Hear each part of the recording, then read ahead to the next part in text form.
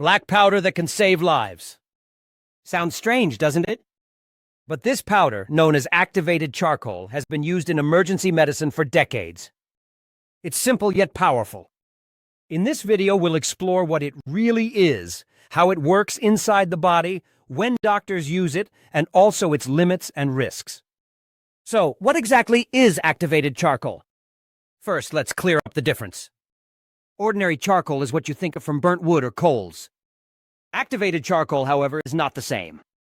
It is made by heating natural sources of carbon, like wood or coconut shells, at very high temperatures. This process is called activation. Activation changes the surface structure of the charcoal. It creates millions of tiny pores, making the charcoal extremely porous. In fact, just 1 gram of activated charcoal can have a surface area equal to a football field. This huge surface area is what gives it its special power, the ability to trap toxins and chemicals. Activated charcoal doesn't work like a sponge soaking things in. Instead, it works through adsorption, with a D. That means toxins and chemicals stick to its surface, like iron shavings to a magnet. Because activated charcoal has millions of tiny pores, its surface area is enormous, giving countless places for toxins to cling to. Once trapped, those harmful substances can't pass through the wall of the stomach or intestines into the bloodstream. Instead, they remain stuck to the charcoal until the body eliminates them through stool. But timing is everything. It only works while the poison is still in the gut, before it has been absorbed.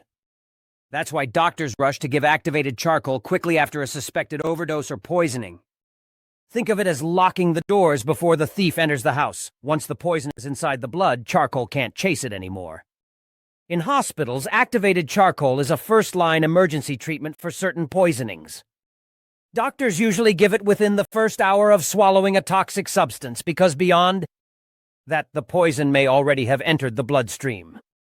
Research from the National Center for Biotechnology Information, NCBI, and the journal PMC confirms that the sooner it's given, the better it works. But it doesn't catch everything. It binds well to drugs like NSAIDs, sedatives, and carbamazepine, but it cannot trap alcohols, lithium, iron, or corrosive chemicals like acids and alkalis. WebMD and clinical studies warn against giving it for those cases. Sometimes a single dose is enough, while in severe overdoses of certain slow-releasing drugs, doctors may give repeated doses. But even then, it must be closely monitored. Activated charcoal is powerful, but it's not universal. Doctors use it with precision, not as a cure-all. Activated charcoal has clear limits, and these can be life-threatening if misunderstood.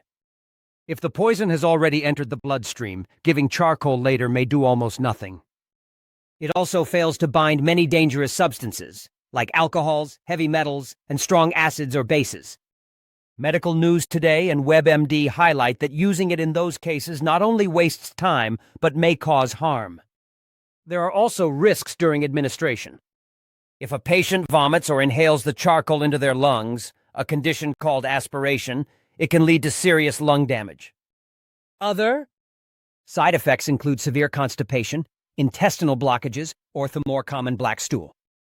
Wikipedia notes that while these may sound mild, in emergencies they can complicate treatment. In short, charcoal is not a magic bullet. Doctors must weigh risks against benefits every time before using it. So how do doctors actually give activated charcoal? The amount depends on the patient's weight. The standard dose is about 1 gram per kilogram of body weight, up to a maximum of around 50 to 100 grams for adults. Children get smaller amounts based on their size. Research published in PMC and the EMC RIT project explains that it can be given by mouth as a liquid mixture or through a tube placed into the stomach if the patient is unconscious. But here's the catch. It's only safe if the airway is protected. According to NCBI, the patient must be awake enough to swallow safely or else intubated so the charcoal doesn't go into the lungs. The administration itself is straightforward, but the decision to give it is not. Doctors check the type of poison, how long ago it was ingested, and whether the patient can safely receive it. Activated charcoal has been studied for decades, and the evidence is clear. Its effectiveness depends on timing. According to Wikipedia, PMC, and BPS publications, When given within the first hour, it can significantly reduce how much poison the body absorbs. But beyond that, benefits decline rapidly. Some studies even suggest no improvement in survival for certain poisonings like pesticides, according to research in Science Direct.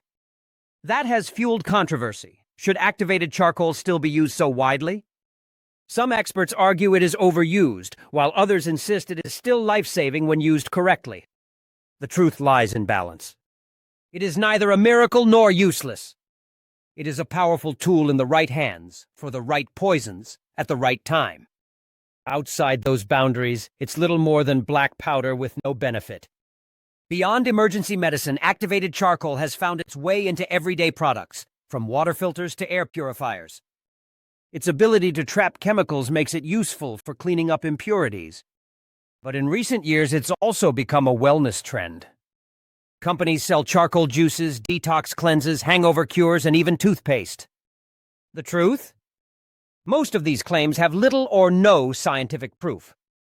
WebMD and the University of Utah Healthcare point out that charcoal doesn't detox your body in everyday use.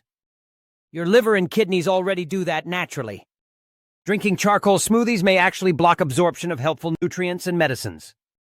And whitening your teeth with it can wear down enamel.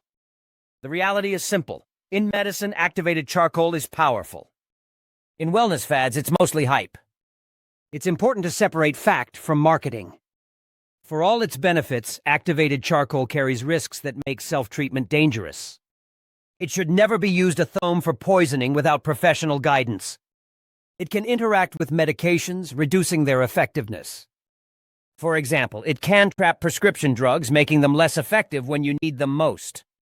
WebMD lists vomiting, aspiration into the lungs, and intestinal blockages as serious risks.